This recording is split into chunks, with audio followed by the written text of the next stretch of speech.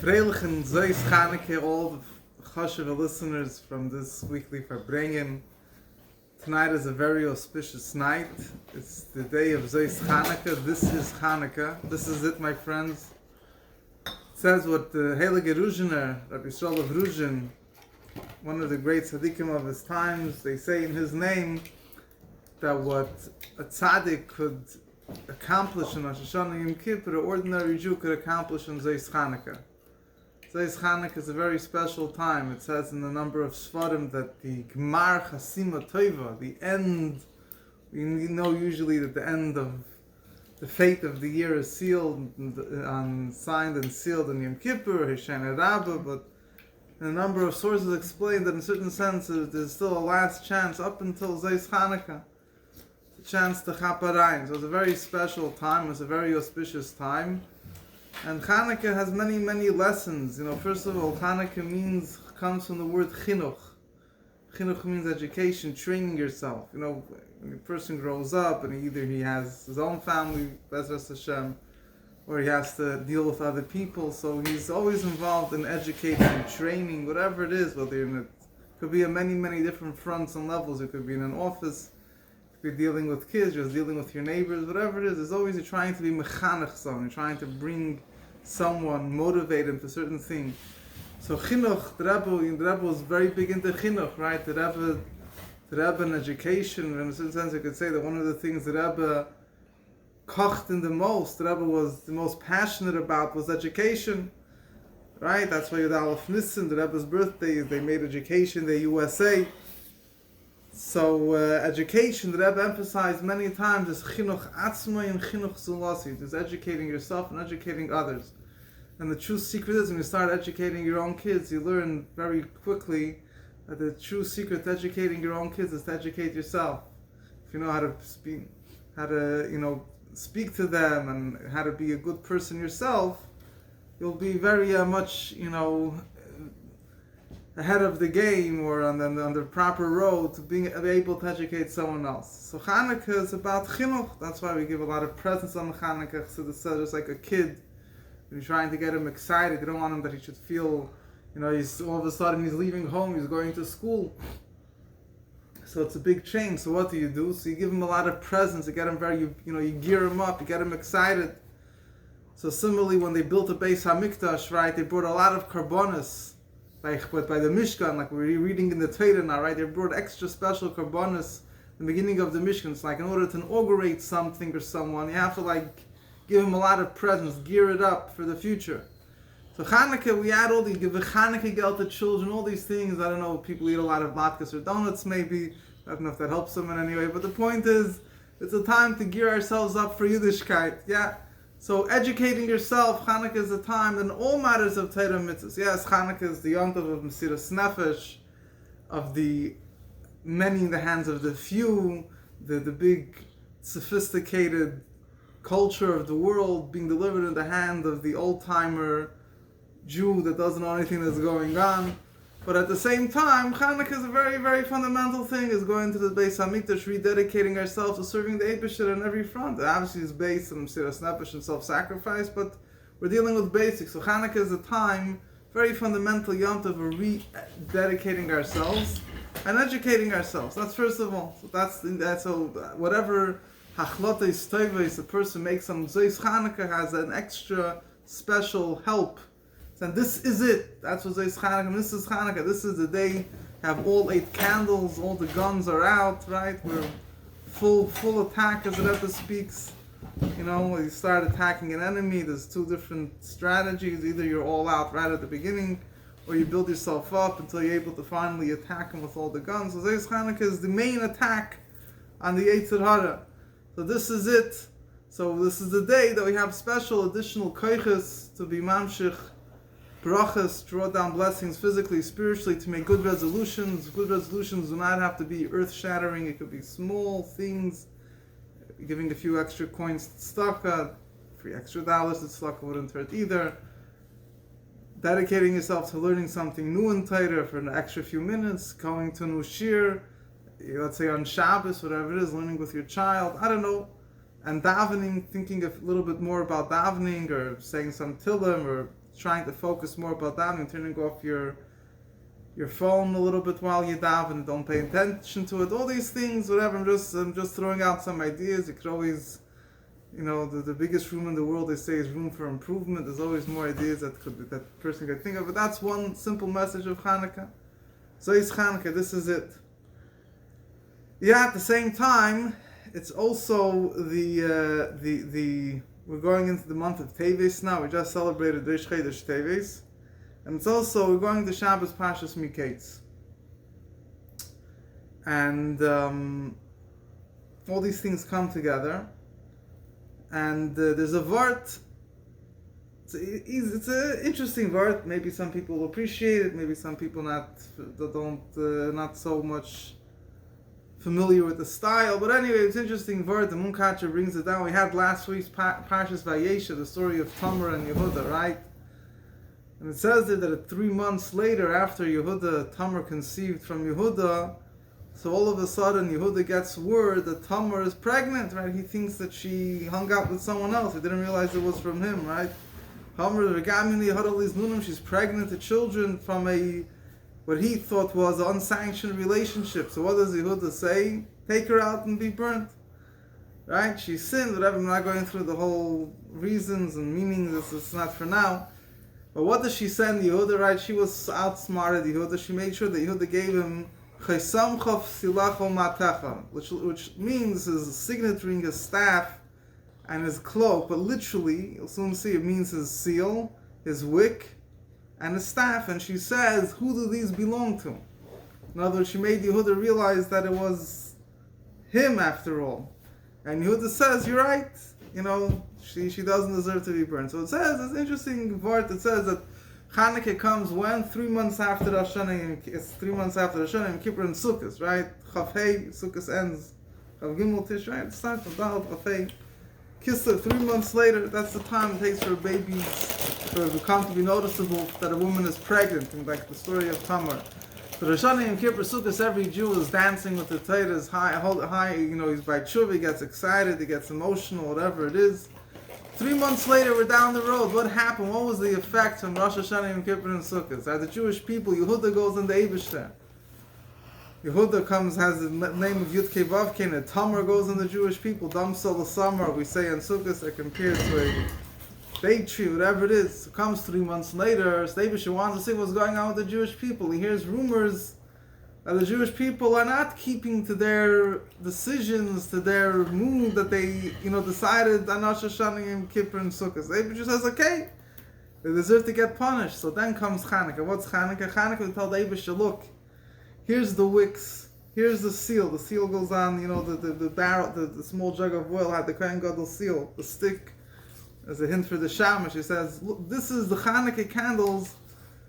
We had self-sacrifice for you, right? Don't think that we're going off the derech. On the contrary, on Hanukkah we celebrate the fact that the Jewish people, even in the most darkest times, had Mesiras Nefesh. The Rebbe says, he sees Yom Tov of Hanukkah, he forgives the Jewish people. So the point is that as we go into the year, so we had different days of the year. Rosh Hashanah and Kippur and Sukkot is the beginning. It comes Hanukkah. Hanukkah is a little bit, we're already in the year, a few months in.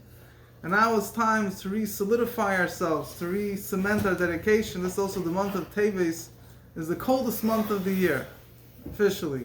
Today with global warming, people are, I don't know, it's coming warmer. 2 months from Tishrei, 3 months? Teves is 3 months from Tishrei. Tishrei, Cheshvan, Kislev, Teves. Kislev is Kimishleish Chodashim, you're right. Kislev is 2 months from Tishrei. But he explains, Umkach explains, Kimishleish Chodashim means it wasn't 3 complete months. Basically, if you start from Rosh Hashanah, I guess, and then you go until... Or you count the actual Tishrei. In other words, you mean from Rosh Hashanah until Kislev. Yeah, you're right. Thanks for pointing that out. Or if you count Tishrei itself. Right, so in order to count Tishrei itself means that you go from Rosh Hashanah, Aleph Tishrei, until Chafei Kislev. Anyway, so that's what he says. Also, Kimishleish says it was around 3 months. It doesn't say exactly 3 months. But anyway, good, you're right. So anyway, so you're ready into the year, and Teves is the coldest month of the year. Chassidus explained what's the idea of the coldest month of the year. Cold means, they say there was a fight between the sun and the blizzard. There was a debate about the sun and the blizzard. The debate was who could get a person's coat off faster. So the blizzard said, not the wind said, I'll get the person's coat off the fastest. So wind starts blowing and the person's coat is flapping in the wind. It's about to fly off, so the person quickly, he holds his coat back together, he holds with all his might. So the wind blows even harder now. So the wind is mamish blowing at his coat, and the person is strengthening himself with last ounce of strength to keep his coat in its place. And the wind maybe was successful to get his coat off, maybe not. It obviously was a struggle. So the sun told the wind, listen, I'll show you something. The sun comes out, it's beautiful, it's hot, it's nice, it's warm, it's cozy. The guy takes off his coat in a second. So what's the example? The example is, there's two ways of serving the Eibishter. There's when godliness shines, it's warm, person gets excited, so he takes off his coat, he takes off, his animalistic involvements, his things, he's wasting his time with all types of mishigat, with all different types of distractions, whether they're better or worse. Some are better than others, worse than others, but it's not what he should be. He's not bringing any benefit to anyone. So if there's the godliness that shines, it's a mechai, he feels the warmth, he feels the excitement, so he takes off his coat automatically. But when it's cold and bitter, and he doesn't feel any excitement for Yiddishkeit, so then he's trying to force himself to do what's right. So it's like the fight with the cold. You understand that the wind is trying to force off the coat. But the more the wind is trying to force off the coat, the more the person is grabbing it tighter. It shouldn't fly off. So in order to serve the Eibishter, it's much easier when you feel the warmth of godliness. Like this, you get involved in the right things easily. When it's cold and bitter, so everything is, if the cold is trying to get your coat off, it's just counterproductive. So the months of the year that are the summer, months of the summer, so spiritually speaking, although maybe physically people are during the summer months, maybe the worldly pleasures are more dominant, but spiritually speaking, at least a person is able to access much more the Shemesh Hashem, the Son of Hashem. The Chassidus explains those months of the year are based more on the Sarusa del Eila, the Eibishter is drawing a person close to him. The months of winter, on the other hand, the person is serving the Eibishter on his own. It's bitter, it's cold. Tevis, the coldest month of the year, represents the least warmth of godliness of the neshama that's shining. There's no understanding, there's no feeling. A person is dead, he's cold. But it's specifically that service that you have during that time of the year, that point in life, when things look to be the most bleak and gray and and gloomy, that then is what brings out the deepest connection with the Eibishter. So specifically the month of Teves, Chanukah also, the times of Mesiras Nefesh of the Ivan. Right now we're all celebrating Chanukah. But think back to the days that the Yehuda Maccabee was sitting over there in the cellar, in his bunker with a few guys doing some guerrilla warfare. Life wasn't so rosy. They weren't just eating latkes and donuts and playing dreidel the whole time. It was pretty gloomy. Things didn't look so bright. It didn't? They had faith, but there were many wars. They believed 12 guys. Imagine 12 guys against an army of hundreds and thousands. You ever heard of such an army in the world before? That's what it was. That's how it started off, at least. So what's the point? The point is that Chanukah brings out, we're getting into the year, and now is the time. It gives us a koyach to rededicate ourselves. And that's the Nukud. And a very important point as well, obviously Mashiach is at the top of the list. And Zeis Chanukah, it's brought down as a time you could draw down blessings for this, for that, for Parnasa, for kids, for all good things. But the Munkasha says it's a time to daven for Mashiach. We'll have the dedication of the third Beis HaMikdash when Mashiach comes, take it from Yad Mamish. And this is also connected with Pashas Miketz. The Rebbe spoke, Miketz, Tavshin and Aleph. What does Miketz mean? Miketz means the end. The Rebbe said that a Yid that's really awaiting Mashiach, so everything he hears, right, whatever, people are one-track minded. That's the way people work. The Rebbe once explained, the Rebbe told many times, it's impossible for a person to say he's not biased. You're always biased, even a news reporter. The Rebbe was speaking to journalists. The Rebbe told him maybe you should try to, throw in a little bit of Yiddishkeit. So he told him that he wants to be unbiased, doesn't want to sound like. The Rebbe said there's no such a thing. Every person that writes, even just how he writes, what he writes first, what he writes second, there's always a bias there. You feel it. You feel it, yeah, you can see it right away, particularly in today's news. No point to elaborate upon that. So the point is, what was I saying? That a person is usually one-track mind. Whatever he kochsich and whatever he's into, that's what he sees. So that's a person's involved in Mashiach. He sees the word mikates. The end says, aha! This is going on the end of days. Right? That's what the person that's involved in Mashiach is also one-track mind. He's thinking about Mashiach the whole time. Everything he sees about Mashiach. So there's a Polish vart. It says, Vahi mikate shnasayim yom ufari cholim. What does it mean? I forget exactly how it goes. Something along the line that says it was at the end of Shnosayim Yom. Shnosayim Yom means years and days. Person's life draws to an end. What happens when a person's life draws to an end? So Farei Cholim. Farei comes from the word Priu, revealed. It gets revealed to him that he was dreaming, right? We have people, you speak to them at the end of their life, they were millionaires, billionaires, I don't know what they were doing. At the end of their life, they start telling you, oh, if only I wish I heard somebody was telling me, there's a guy that became from. Why did he come from? Somebody was in, I don't know, it was an old age home, I don't know, he was meeting a bunch of old people, and everyone was telling them how they regretted their life.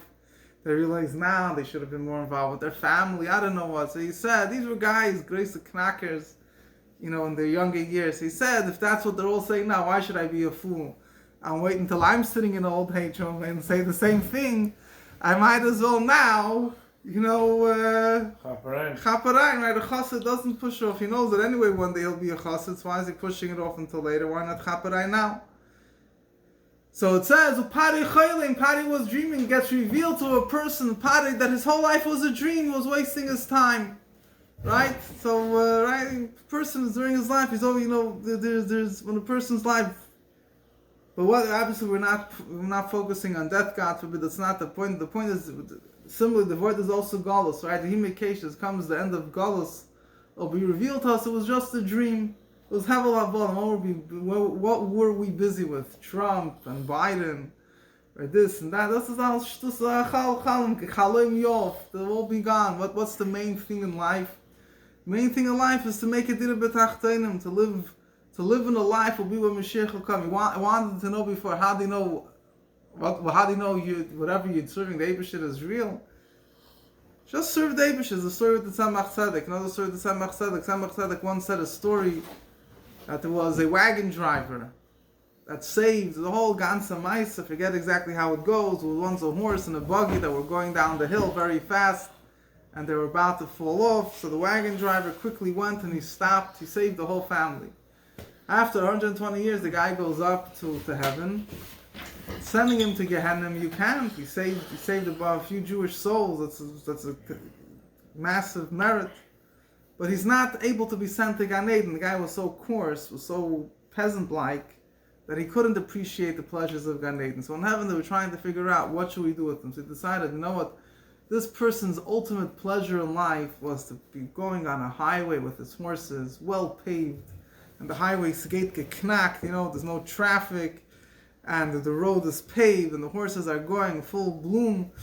So his reward was that he's living in an imaginary world, that he's driving a wagon, and the horses are going with a geschmiert, and the highway is like geschmiert. That's his reward. So this is what they call in Kabbalistic terms Olam Hadimyan. There's this idea of imaginary world. Sometimes people, they're living in this world, an imaginary world, and the world to come also. They're not able to merit to see the true light. They're dreaming away. So a chassid sitting there by the Tzemach Tzedek's table, and he asked the Rebbe, the Rebbe says, how do I know that I'm not an Olam Hadimyan? How do I know that whatever going on right now is also right? People think, they can't trust. They might be going through one big nightmare right now. How do I know that it's real? So he said, listen, the Rebbe told him, if you see me, I'm not in Olam Hadimyan. The Rebbeim are not in the dreamland. If you see the Rebbeim there, if you see the Rebbe there, this is it. So what's the point? The point is, yes, we have to do our own avodah, but you have to be connected to the Rebbeim. That's the bottom line. When you see the Rebbeim and do what the Rebbe wants, when you connect to the Rebbe, you write to the Rebbe, you go, you learn the Rebbe's sichos, you fulfill the Rebbe's herois. So then, when you're with the Rebbe, you're not dreaming. When you're with Trump and Biden and all that, then you have no idea which roller coaster you're going down. But when you're doing the Rebbe's things, you're learning Torah, you're doing mitzvahs, you're connected to the Rebbe, then you're not dreaming. So that's the Nakuda. Nakuda is when Mashiach will come, we'll see the Golos and Engrei Sechalom. And the ikar is we should merit to see the coming of Mashiach and the end of days, the rededication of the third Beis Hamikdash, and we'll light the menorah with the Beis Hamikdash HaShlishi, and we will rededicate ourselves properly without any hindrances, without people won't have, We won't need the mask. we won't need the mask, we'll be unmasked, we'll see the reality of the world as it really is. And the main thing that should happen is Chanukah. We should have to, sometimes a person makes cheshbonos. Why does he want Mashiach? When does he want Mashiach? You need to have the munah pshuta. Just that's what it gotta be. That's what gotta happen. On kankein Munah b'dachan or Rabashkin zayim munah b'dachan or Rabashkin zayim agula. But as I zayin pshitas, people make too many cheshbonos. That zayin the posh is that an upgrade to pshitas. A person has to understand that this is what gotta happen, and this is what we gotta make happen. And just keep on trucking. And we should have the gula now. Take it from Yad Mamish. Amen. Amen. How long was this speech for?